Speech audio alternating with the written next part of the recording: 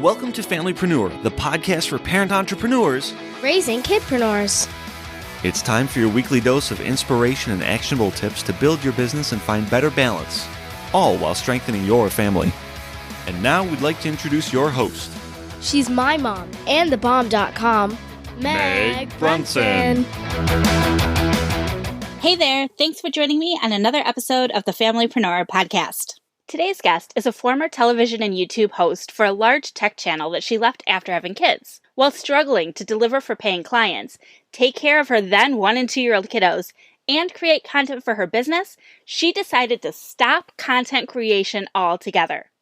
Now, she's been able to create content for 5 platforms in only 2 hours a month, and she's sharing her system with other busy business owners as the founder of Simplified Content. I'm excited to talk about content creation today with Gwendolyn Gay. Hey, Gwendolyn, thank you so much for joining me today. Hi, thanks for having me. I'm so excited to be here. I'm excited to be here too. You and I have been Facebook friends for a super long time. Yeah. I follow a lot of the stuff that you do. And I'm glad that the time has finally arrived that you're joining us on this podcast to talk about video and content creation, which are 2 things that I think a lot of familypreneurs really struggle with. Absolutely. Yeah. Well, I think business owners in general, it doesn't matter where you are, if you have kids or not, it's definitely harder when you have kids, let me just say. But I think every business owner, especially when you're in that first year to about 3-year mark, it's like a lot of juggling. If you're a service provider of any kind, it's so hard to create content for yourself. Even if you are a content creator for someone else, like a social media manager or something, it's like you can do it for everybody else, but you just don't have time for your own business. So, and it's always like that quote, the cobbler's kids have no shoes. I always think about that where it's like, whatever your zone of genius is, you do it really well for other people, and then you just seem to neglect yourself. Absolutely. That's so funny because this is like the 3rd podcast that I've done this month, and every single person has said that. Oh my gosh, that's funny. But it's so true. I mean, it fits perfectly. I mean, it just is. So yeah. So before we hit record, we were talking a little bit about being camera ready, right? Hair and makeup. And today we both look really great, which is, for me, rare. It's rare. If anybody watches my other videos, they probably don't even know that my hair goes down because it's always up in like a mom bun. But anyhow, and you shared that you do all of your content creation for an entire month in one day. So you only have your hair and makeup for 1 day, and the rest of the day you could be as sloppy as you need to be as a mom. Not that you're sloppy, but you know what I mean. No, I am. It's fun. So the first thing I want to do is hear a little bit about how you do that. I can't even fathom. Right?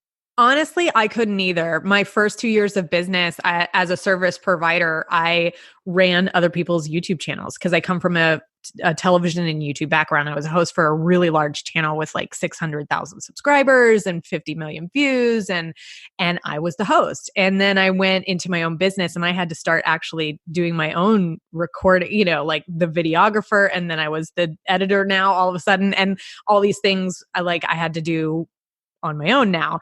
And so a video started taking close to a week to create. Oh. On top of that, my kids were 1 and 2. I had no consistent childcare. So I went from full-time childcare while I was a host to no childcare because I was home, right? I can take care of my kids while I'm running my business. And I could while I was doing my client work, but I couldn't when I was making content for myself because I had to be on camera and they had to be quiet. And, nap time never went as I planned, It never does. No, it never does. So I got to the point where what I like to call content, I had a complete content breakdown, and I just was burnt out on content creation altogether, and I stopped completely. And I was like, you know what? People are paying me. And then there's other tiny humans that need me to survive. So those are more important things, and I'm getting paid. So I'm going to just do that. And so my business never grew. It kind of got to the point where it was basically the clients I had was all that I had. I couldn't get more clients. I couldn't have a greater reach. And it was unfathomable to actually have a point where I was consistently creating for multiple platforms, much less one. I couldn't keep up with one. And then during that time where I stopped, I lost my biggest client. And I was like, what am I? That was like $3,000 a month that I was counting on. And I had to do something. And I was so far behind with having an audience that was consistently seeing me. And that's the thing with content creation. Like, audiences are so aware that they're being sold to now. Like, no one wants an ad. They want that genuine, authentic connection with someone. They want to know, like, and trust you before they buy from you. And so content creation is really important.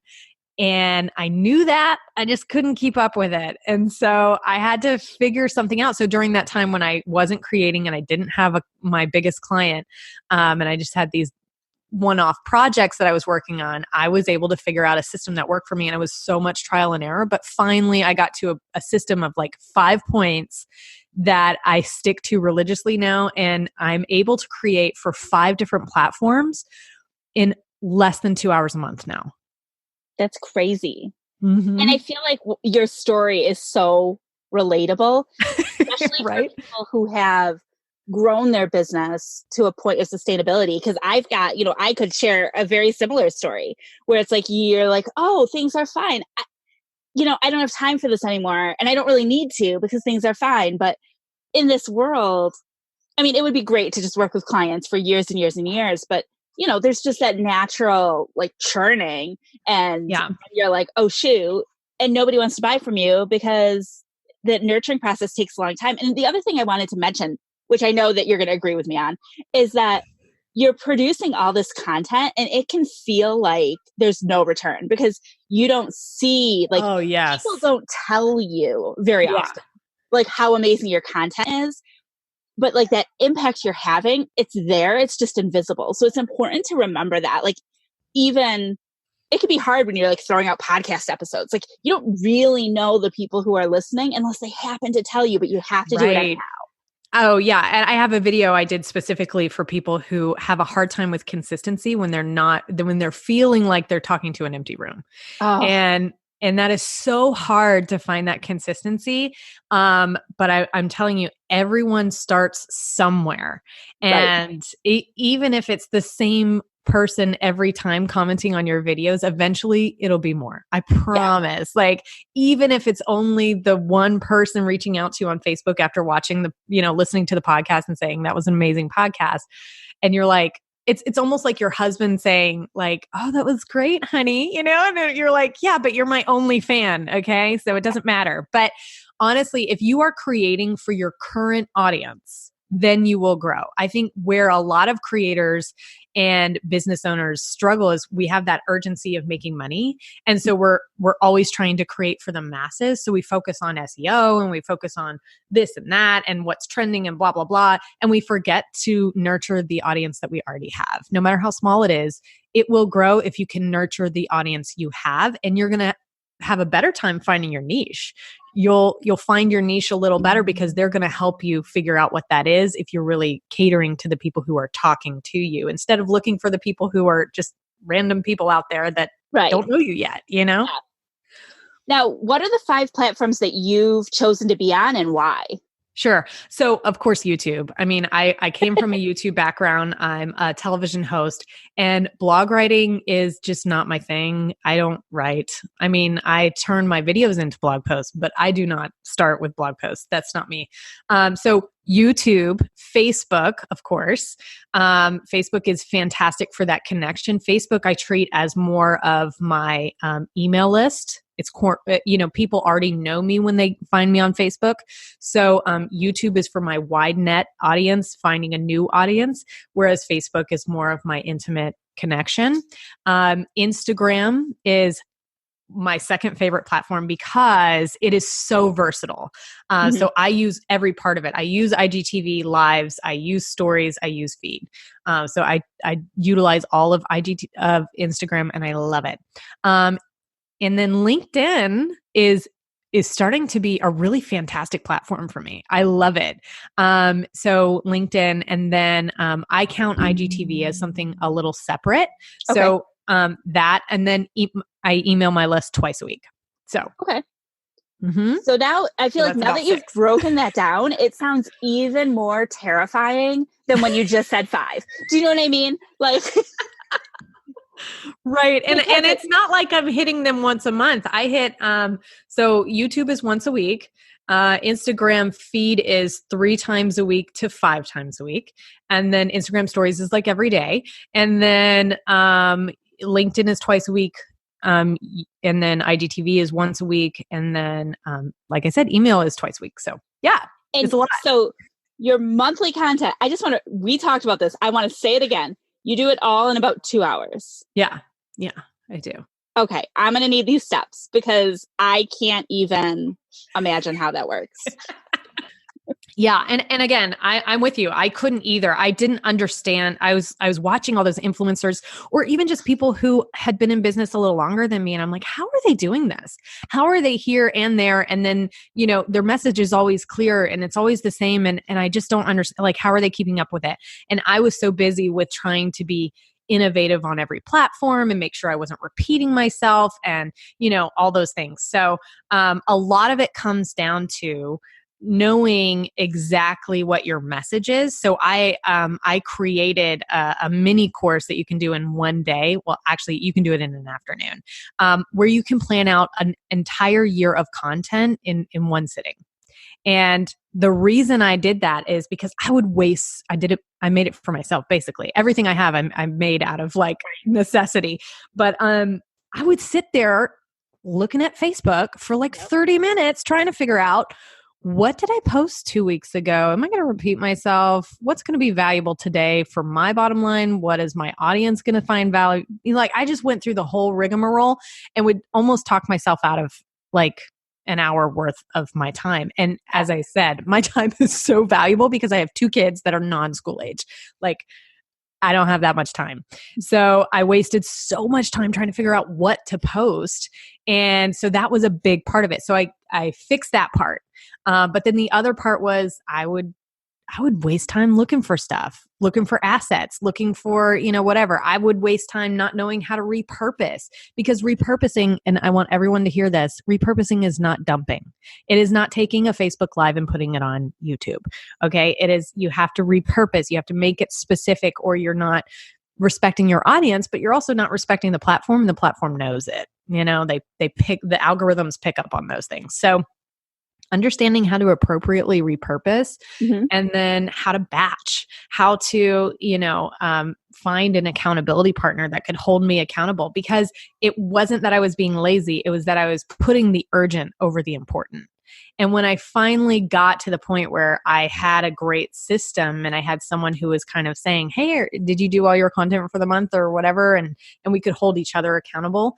I got to the point where I could do all of my content in one afternoon while my kids were at their half-day preschool program, and it took forever. Again, it did not happen overnight. And that's why I wanted to create a course around it, because I was like, I can't hold this information to myself. There's so many entrepreneurs out there that I feel like want to give up because of the content creation. And it shouldn't be the part of their business that they hate the most. It is extremely important, but it shouldn't take up the most time. That's how I feel. No, I agree with.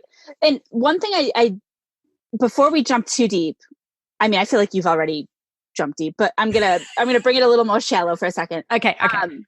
You've been in business for a while, so I just kind of want to caution. We do have some listeners who are newer, and I don't think, and you can correct me if I'm wrong, but I don't think you don't need to jump into 5 today. Jump into 1 today, add up to 2. Like, take this slow. But I'm excited to dive into this because it's something to come back to. It's something to aspire to. It's something to plan for. And if you have been in business a little longer, if you are, year 2, year 3, you're profitable, you feel comfortable on Facebook, but everything else freaks you out. No, I'm not talking about me. Why? Then at that point, something like, I think you could go from 2 to 5 if you're at the right stage of business, but don't start trying to do 5. I just wanted to kind of say that. So and to that point, I really preach having one main type of content. And the other pieces of content I like to call your splash zone. So just like if you're at, Shamu is your main piece of content, the splash zone is the mini pieces of content, the other platforms that get that content just in a different form. So Awesome. it's understanding how to repurpose correctly and only having to batch your main content. That makes sense. Okay. So that's really like understanding how that's going to work and all of that took me so long, and it's embarrassing how long it took. But honestly, I agree. If you need one platform that you're really, really like focusing on, you focus on the analytics on that, and you really focus on the audience on that. And the other platforms need to take a cue from that main platform. So you're not having to recreate the wheel. And I thought that it needed to be different. I thought it needed to be this new creation for every platform. But honestly, that was hurting my business because my message wasn't clear on every platform. And I didn't realize that. I was thinking, I don't want to repeat myself. I want to be innovative. I want to have all these amazing things to say and everyone just go, everything you put out is amazing. But I didn't realize that those people weren't following me on every single platform, and I was getting a new audience on all these platforms. So it was new to most of those people, and the people who follow me everywhere. If it's resonating on YouTube, it's going to resonate on Instagram too. I don't want to turn them off by finding a topic that really resonates with them, and then they find me on this other platform, and I'm talking about something completely different that they've never heard of before.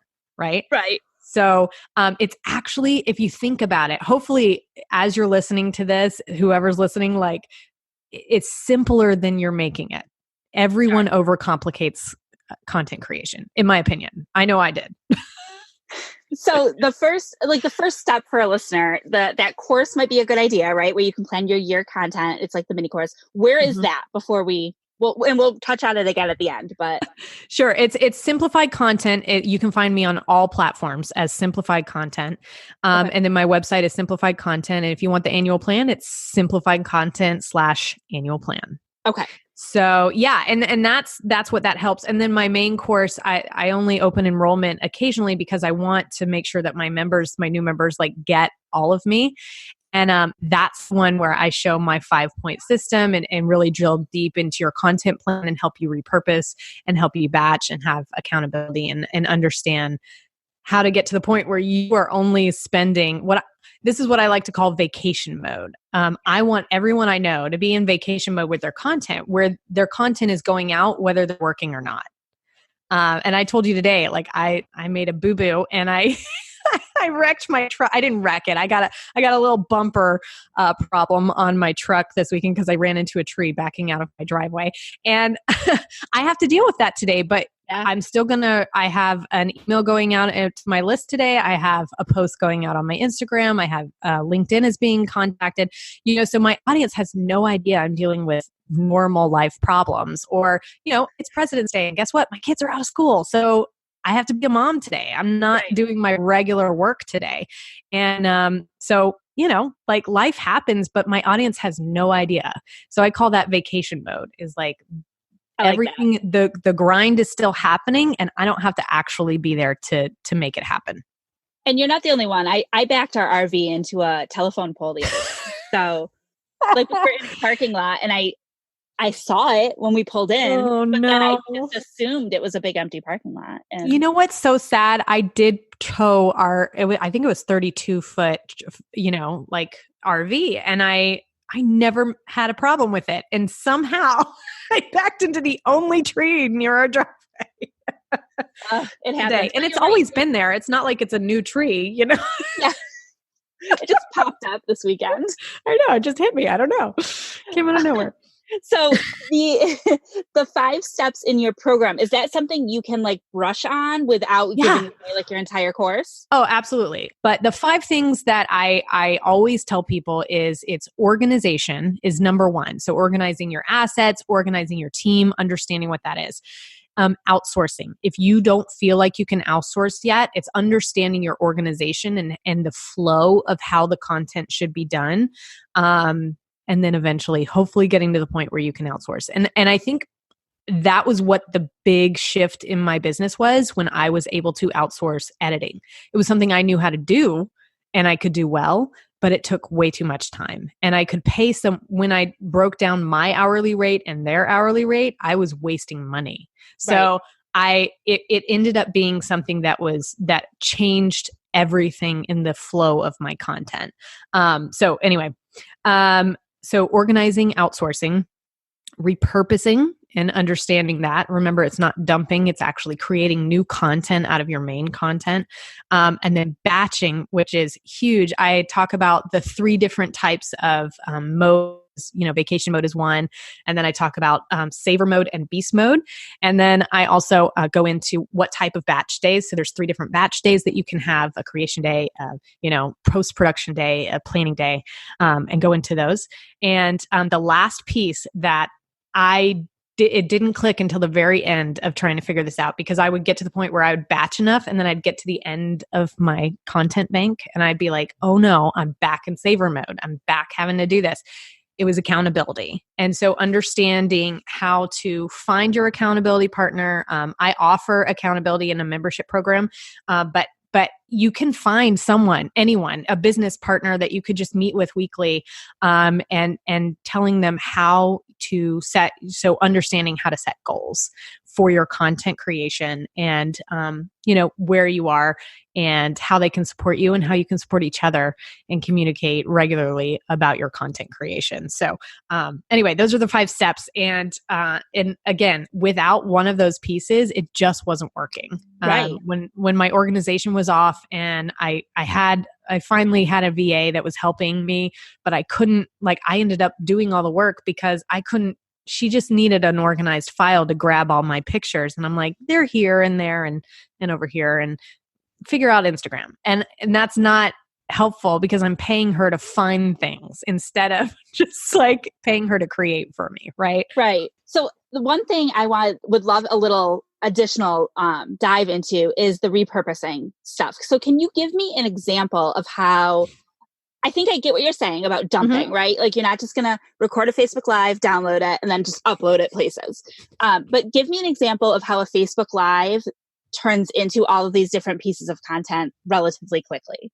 Right. So live is one of the strategies. Recorded videos is the other. There's 4 strategies. So live video, recorded video, podcast, and blogs. Those are the 4 main strategies. I do not recommend Instagram being your main platform.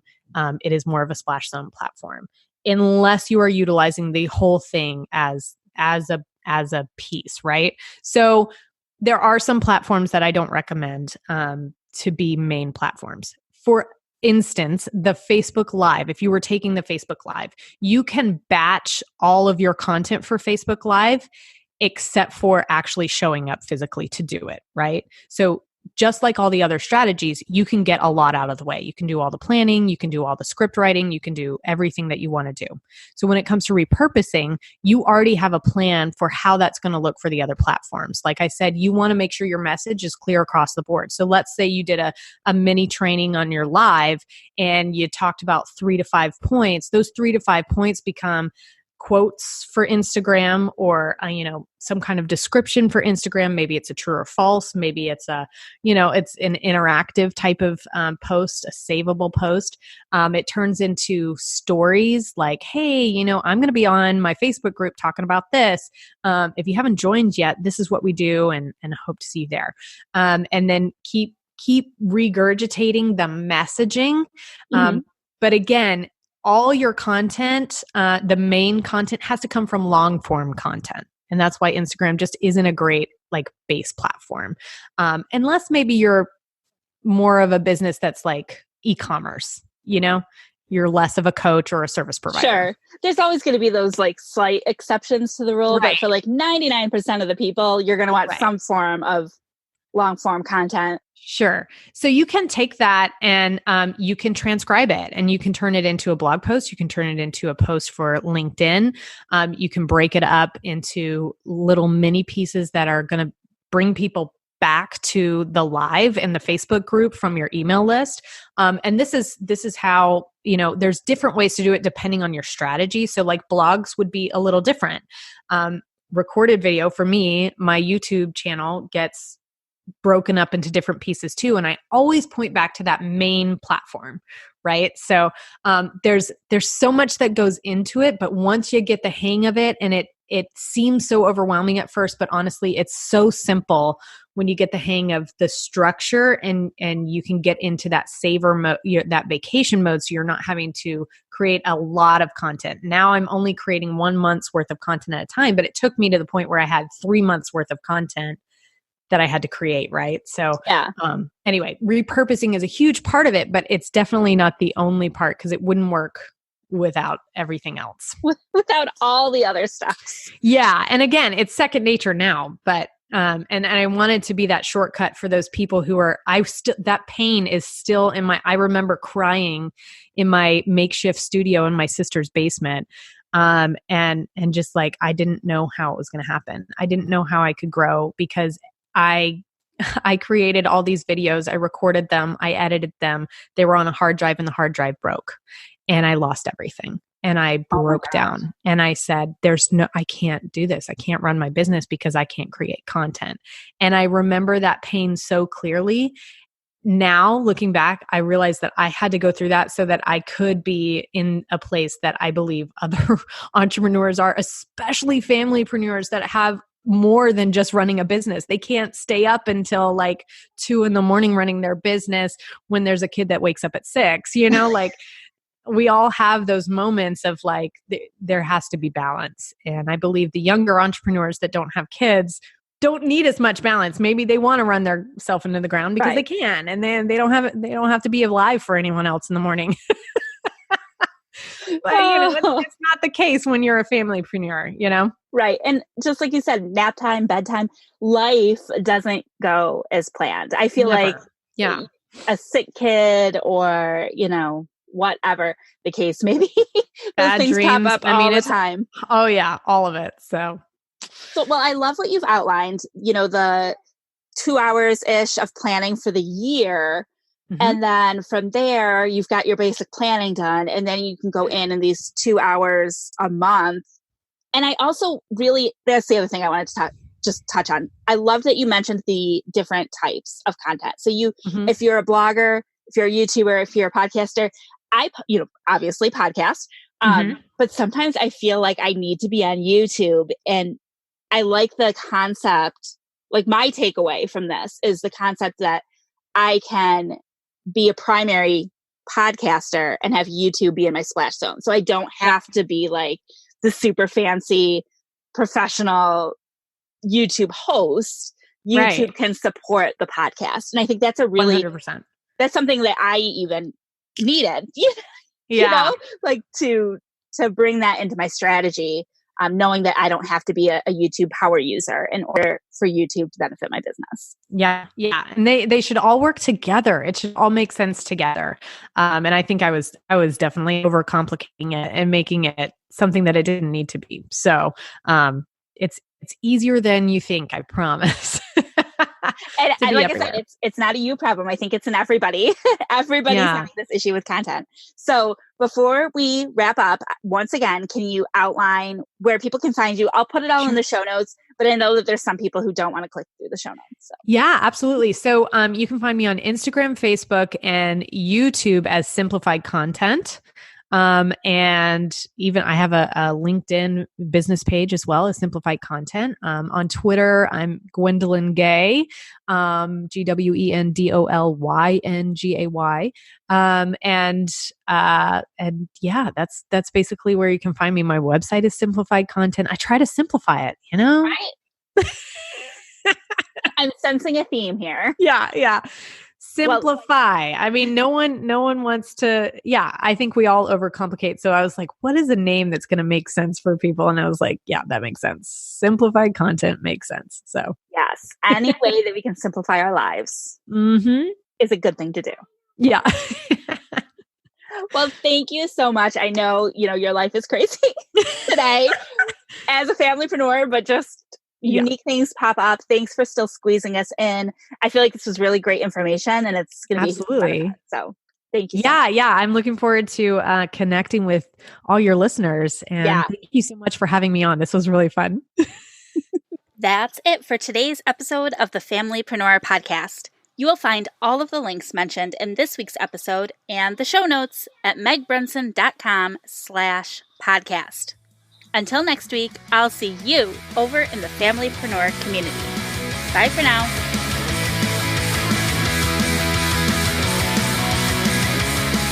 Do us a favor. Share this podcast with a friend who is also building a business and raising a family. It's like my mom always says, sharing is caring.